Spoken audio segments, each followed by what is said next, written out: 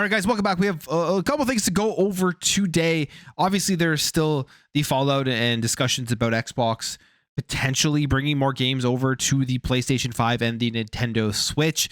We have some more information here about the Nintendo Switch 2 and the leaks that we have seen. Nintendo is now potentially going after Genki about the Nintendo Switch 2 3D printed model that they had brought to CES 2025. CI Games, they are on record here talking about forced DEI in video games, and they're talking about what's going to happen with their next game, which it always brings up an interesting conversation, especially in today's world where the culture war side of things, the woke versus the anti-woke side of video games, is seemingly almost dominates the release of many video games that are coming out, at least on the online side of things. So we'll go over that. Square Enix and Final Fantasy VII Remake is getting a ton of upgrades for PC that puts it ahead of anything out there that you're going to be able to play. Is probably going to be the best experience. In Atomfall, we got another preview for that, which looking like a phenomenal game, a day one Xbox Game Pass game. So let's jump into it right here.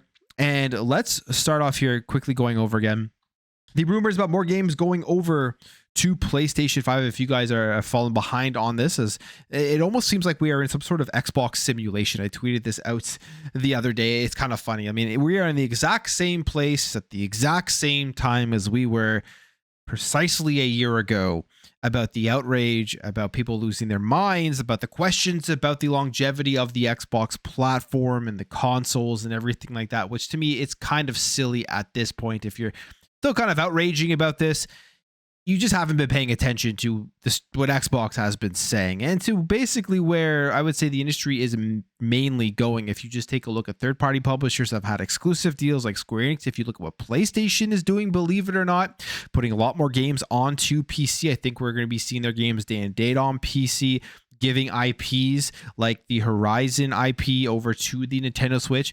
You have games like MLB The Show, which lands day one into Xbox Game Pass. And yes, you can make the argument that that is the MLB licensing side, but it is still a first-party PlayStation game on another platform. Multi-platform in one way or another is the future for Xbox, for PlayStation. Who knows about Nintendo in the future? That's only the one right now that I think is up in the air. Will they ever venture in even the PC space, for example? We still do not know. But Xbox is leading the way on that front, as we've gotten the rumors about Hellblade 2, Age of Mythology, and potentially the Gears 1 Ultimate Edition slated for the PlayStation 5. And again, these are just rumors. This is why I say we are in the same place at the exact same time as last year. Because if you remember last year at this time, Starfield was the one that kicked everything off. That was rumor that kicked everything off here. People were losing their minds on whether that game was going to be landing onto PlayStation 5.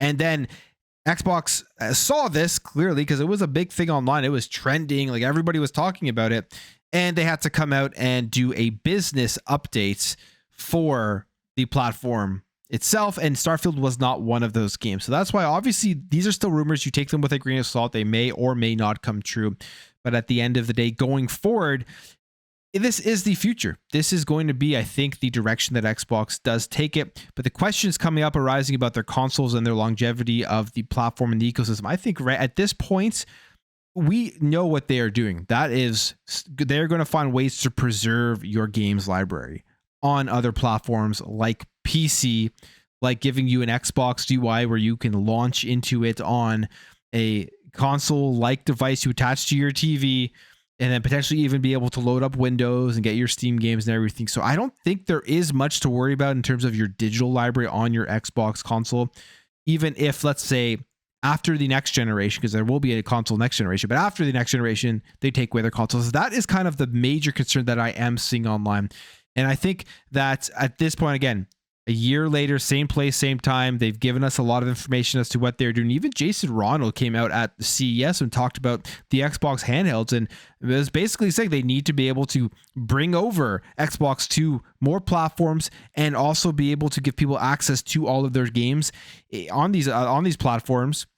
With an Xbox user interface, that probably means licensing it out to other manufacturers. And we're going to see more about this year, which is interesting. And we're also about a week or so away from the Xbox Developer Direct, where we will be seeing a lot of games, at least 4 games, big games at least, that are going to be released from Xbox first party. So when this quote comes out, it's just quite a thing. I've heard that in addition to the above, Hellblade 2, Age of Mythology, and potentially Gears of War 1 Ultimate Edition are also slated for PlayStation 5 this year too. Although I'm unsure if it includes the Nintendo Switch 2. I would expect that it most likely does if I had to guess that part. And people are wondering here, is this a huge thing? Because this is a tentpole franchise, but it's Gears of War 1 Ultimate Edition. You see a lot of PlayStation guys hyping this up and excited about this, but you also have to ask the question, if at this point, if you're a PlayStation player and you are excited about Gears of War 1 Ultimate Edition potentially landing on PlayStation, you've had many years to play this game and you haven't played it, I think that kind of pushes home the point from the Xbox perspective that people just won't buy the console just to play these games, even though they are excited to play, and they will buy it on the PlayStation if that's where they are currently playing. There's a lot of things here to take into account. This story will continue to unfold, but I've seen the discussions online over the weekend. I've thought they were interesting. I just kind of want to talk about it because again, like I said, at this point, if you're still angry, you're still mad about it, and you're still asking all these questions that we've got a lot of answers to throughout the year, it's interesting to see people are still having the same reactions. For me, it's like, are they truly as angry as they claim to be? But again, a rumor, we'll see if this does continue. Now, when it comes to other rumors, the biggest ones of all right now, I would say, are the Nintendo Switch 2. I mean, we've seen so much about the Nintendo Switch 2, just not from Nintendo. Because at CES 2025, we saw Genki come out with a 3D printed version of the Nintendo Switch 2 because they are trying to promote their accessories for it. We've seen GameStop have Switch 2 accessories pop up in their system, specifically the type of memory that you're going to be able to have on the Nintendo Switch 2. And if you thought Nintendo wasn't going to take notice and not do anything about it, that is probably the last thing that Nintendo ever does. They always take action. In fact, we have this here saying Nintendo's lawyers are reportedly approached the Switch 2 replica leaker at CES, and they are wondering what is going on here. And this is a quote here from the Game Post. It says, I spoke with the guy from Genki just behind me. He told me that Nintendo had already sent lawyers their way, but Genki has nothing to worry about because they've never signed any papers with Nintendo, no confidentiality agreement, no NDA. So the Japanese brand is in the clear. And Genki has also yet to comment whether Nintendo has made any comments on the leaks beyond telling the Japanese newspaper that the mock-ups were not official. Now, Nintendo did say they're not official. They didn't say this is not what the Switch 2 is going to look like.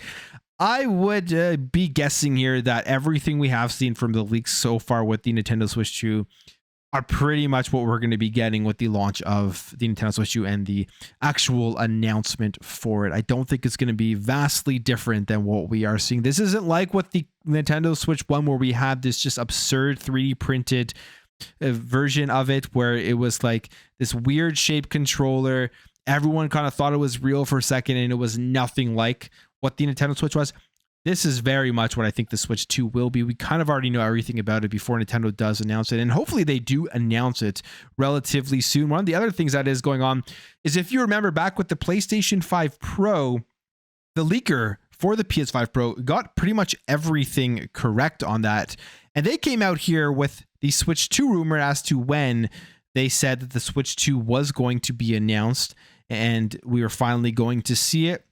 But unfortunately, if you've been following that and still holding out hope that that was the case, they actually came out here now and said that it was all made up. So it says, yes, it was unsurprisingly happened again. Another Switch 2 rumor has surfaced online, and it is another rumor from someone with a history of leaky announcements before they had officially happened. However, if it were to end up being true, it would result in a lot of different things relating to the Switch 2 being leaked in advance. And the latest rumor comes from Average Lucia Fanatic, and they got a lot of stuff right here. They're the person that they had leaks for the PlayStation 5 Pro and the Nintendo Sound Clock Alarmo. So they do have a track record of getting things right. They said this, and I was hoping this was true because someone who lives in Canada, I'm always concerned about the price of what the console is going to be comparatively to the US, because the US stuff is cheaper, $100 cheaper, $150 cheaper on consoles.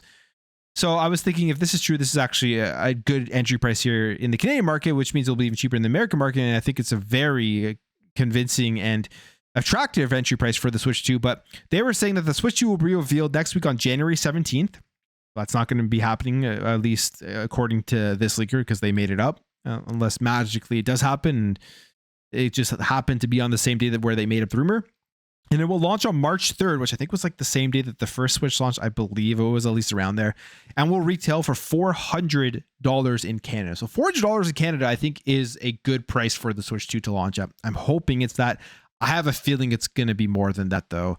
So that was kind of optimism, at least on my part, for the Switch 2. But they also did mention here some great games that would be launching with it: Mario Kart 9, Red Dead Redemption 2, and then there will also be an announcement for a brand new 3D Mario game. All of that's false, at least according to them, that they did make it all up. So we'll have to wait and see. This thing is going to be coming soon. It's only got to be a couple more weeks here until we finally get the official reveal for the Switch 2, but people just want to continue to talk about it because it is exciting, especially if they are going to be getting all of the current AAA games that are currently playable on the Xbox Series X and the PlayStation 5. It's a game changer in the current console wars, if that is really even still a major thing here with the whole change of the industry with the ecosystem stuff. But it really is going to be a big competitor if they get all of the current third-party titles. All right, let's talk DEI, because I mean, this is something that always comes up in every game that gets released. Now, I think personally the culture war side of things on both sides, I know this is maybe called fence sitting and being too center, not taking a stance. I think there are just ridiculous actors on both sides that just generate a lot of money from this stuff. They push home a lot of points that you see regurgitated everywhere online because no one actually wants to do any sort of looking into everything that they're being told. And it's just gotten to a point where everything is either woke or everything is anti-woke or whatever the terms that the kids are using online these days. And it's gotten to a ridiculous point, but I do believe there are some valid points on either side. One of the things that I fully agree with is that any sort of forced political activism, forced social agendas being pushed into video games can make the games worse. And I think that takes away from the art. I think it takes away from a video game. And I think it takes away from the actual vision that a lot of these developers or the people creating these games had, because they're probably being forced to do all of this stuff from higher ups or from some sort of corporate thing that's happening in the background. And I think that definitely hurts video games in a major way. So to see that kind of being pushed away and going away, I think overall is a good thing. CI Games as well does not want any of this in their video games. They say here that the company is going to rebel against forced DEI. Again, whatever that means, because I don't think this is being forced in every single video game like some people do make it out to be. But this was during their call, the financial call with their investors. And it says here, recently Arrowhead Studios CCO John Pilsat spoke out against forcing DEI into games. He explained that if it doesn't add to the game experience, it detracts, suggesting that titles with forced DEI aren't good games. And now CI Games, the publisher behind Lords of the Fallen, has taken a similar stance against DEI gaming. And in a recent investors chat, the company's global marketing director, Ryan Hill, took an authoritative tone, clearly stating that the company won't integrate any social or political agendas in these experiences, saying this: while some video games have recently taken the opportunity to embed social or political agendas within the experiences, it is clear that many players do not appreciate this, and as a result, we have seen a number of high-profile releases underperforming commercially during the last year alone. Now, I would agree. I don't want forced political agendas. The issue I have, though, with this entire narrative is that every game that comes out, even if it's just like having a woman as the main character, people are saying it's woke and they think there's some sort of forced political agenda. But then you play through the games and there really isn't anything there. For example, Indiana Jones and the Great Circle was one of those games that you had the culture warriors on one side trying to make sure this game did not do well, saying it was going to be woke, it was going to be bad, all the stuff. And there was nothing of that in the video game. And it is one of the best games of the year. And that's where my issue comes up with a lot of this stuff. People don't look at things on a case-by-case basis. They blanket everything as either good or bad. Now he continues here and says, our games will always be developed to maximize player enjoyment and commercial success, and as such, we will not be integrating any social or political agencies into these experiences going forward, having observed the high risk that it can present. So CI Games is taking an official stance. I wonder if this is going to be a trend in 2025. That's one of my biggest things that I have a question of as major news in the gaming industry. Obviously, there has been a huge pendulum swing from one side where you couldn't even talk about the stuff, and you would be called names, going to the other side where everything is being micro focused on whether it has DEI or some sort of social agenda into it. And I wonder if we'll see more companies coming up here making statements specifically saying this because they will believe that it is going to help push their game further and get them more sales. So we'll see what happens here, but that is the stance here of CI Games and them going forward. All right, Final Fantasy VII Rebirth is getting some major enhancements on PC. This is a game that now is rumored coming to Xbox. So I guess if you're an Xbox player, you have that kind of choice. You wait until the official announcement. You'll pick it up on PC when it does release. I mean, if you don't have a PlayStation 5, you haven't played it there yet. But the PC version is sounding quite good. And as somebody who hasn't played part 2 yet, I've played part 1. PC may be the way that I go and check this game out. We have information here on some enhanced graphics, improved frame rates, and other exclusive features. If you remember on the PS5, it just wasn't a great version of it. There was some stuff that it needed to be improved upon. PS5 Pro has improved upon it, but it looks like the PC version is just going to be the best out of them all. And it says these exclusive features coming to the PC version of Final Fantasy VII Rebirth include improved lighting, enhanced visuals and textures, DualSense wireless control support, NVIDIA DLSS functionality, which will upscale the image quality, improve frame rates. If you've seen anything recently on DLSS 4.0, it's actually wild. Like the Black Myth Wukong example was getting like 28 FPS natively 4K with the 5090, and then DLSS got turned on and it was getting like a 200 plus frames per second. So DLSS is quite remarkable in what it does do for these games. It continues here and says 3 graphical preset options, low, medium, and high, 4K resolutions, and 120 FPS frame rates, customizable on-screen NPC count to best suit the specs of your PC rig, and mouse and keyboard support. So if you haven't played this game, the PC version I think is going to be very, very cool. Fun to look at graphically because the game is a beautiful game and you're going to get the best experience of it. Finally, Atomfall. This is a day one Xbox Game Pass game. Looks phenomenal. It looks like a mashup between Fallout and Stalker, and we have more info here. They put out about a 7-minute trailer as to more gameplay, an overview of the game itself. So if you are looking forward to this one, you'll definitely want to go and watch that. The game is releasing here on March 27th on the Xbox Series XS, Xbox One, PlayStation 4, PlayStation 5, and PC, and also day one on Xbox Game Pass. But here are some of the things that are present in this trailer. There's going to be scavenging, buying, and bartering for resources. You're going to be able to upgrade and repair weapons and other items. There's going to be looting and trading across the open world. You're going to be building a character that suits your playstyle and managing your weight, health, and your tools. So survival and RPG-like mechanics and everything. In fact, this person says, I'm a huge Fallout fan and I'm mourning the immense weight of our plates until Fallout 5 comes out. While Atomfall is technically a fully post-apocalyptic game set in a nuclear wasteland, it is damn close, and most importantly, it looks like a Fallout game featuring robots, some bizarre weapons, kooky faction members, and a branching, winding story filled with side content. And in some ways, it's a blend between Fallout and Stalker. So very cool. If you're looking forward to Atomfall, make sure to go check out that trailer to see more about the game. But I will end the video there, guys. If you did enjoy this video, hit that thumbs up. If you are new here, hit that subscribe, and I will catch you guys in the next video.